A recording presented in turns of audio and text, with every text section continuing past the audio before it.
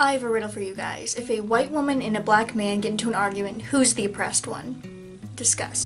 Mainly, it's this idea of feminism and how it's still needed in the first world. Obviously, I think feminism is still needed in the Middle East and some parts of Asia, etc. I don't think it's needed in the United States, and I will give a list of reasons why, and why I think it's patronizing in some ways. So if we go just at the basic idea of feminism, which is to strive for equality under law. Now, I think that women, and this is why, I think that women are equal under the law, and I don't think that feminism is needed anymore, especially third wave feminism. Second wave and first wave feminism I think is valid, and I think it's egalitarian, which is why I support it. Number one, women are required by law to be paid equally for the same amount of work.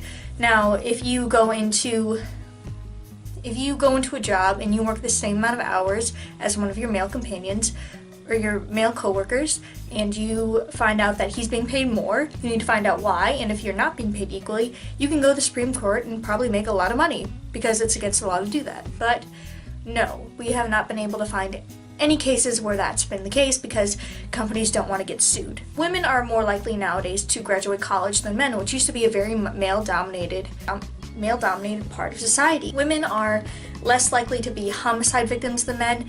The only crime that women beat men at is sexual assault, and in that case it's more likely to be perpetuated by someone that the woman knows. So there's actually this myth that it's completely unsafe for women to walk alone at night, whereas it's completely safe for men to walk alone at night, where in fact it's the opposite. Women need to protect themselves more in personal situations, whereas men need to protect themselves more in, the dark of night. There's even some studies that show that women are more likely to receive shorter prison sentences for men for the exact same crimes. And we've even seen some places where if it's a statutory rape case against a woman, it likely won't get convicted, and she'll be lauded as a hero on like Slate and Cosmopolitan.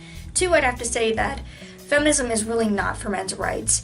If you just, on the surface it does seem like that. I mean, every time you talk about this, definition of feminism comes up, but there's this myth being perpetuated by feminism that says that women cannot be sexist, which is obviously not true.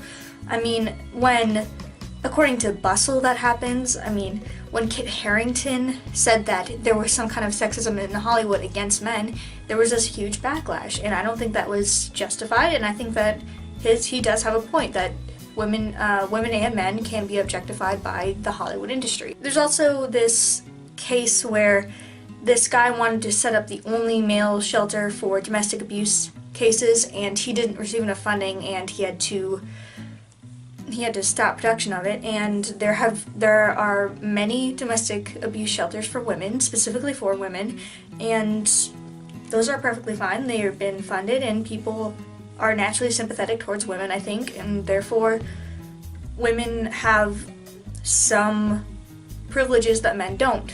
Third thing is that it's not good for women. There's this infantilization that happens with feminism that I am against. For example,